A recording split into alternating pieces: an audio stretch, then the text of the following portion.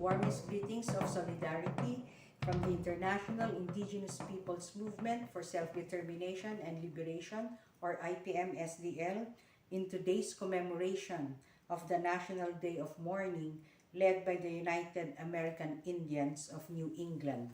I am Beverly Longid, a Bontoc Kankanaey from the Cordillera, Philippines, and currently the Global Coordinator of International IPMSDL. Today's gathering is a day to reclaim history, to assert our rights, and center the voice of Native Americans and indigenous peoples about the truth of colonialism, historical inequality, and the roots of oppression.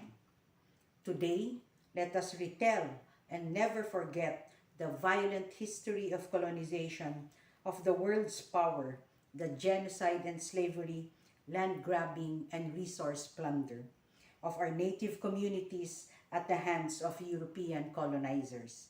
The same narrative of bringing so-called civilization and development to our lands has been the systemic tool of corporations and imperialist powers to erase our very culture, identity, and legacy of brave resistance.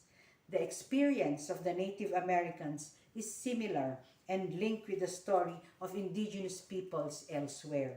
From then until now, they continue to claim indigenous lands and reap profit to satisfy the clamor for our goods and resources. We are still suppressed, discriminated against, and criminalized for standing up for our rights, better social services, and in defense of our lands, territories, and waters. If there is anyone who deserves our thanksgiving and honor, it is our Aquinnah Wampanoag leader, Wamsutta Frank James, and the many indigenous peoples who stood up to speak truth upon the Pilgrim's arrival and the generations of violence against native communities and dispossession.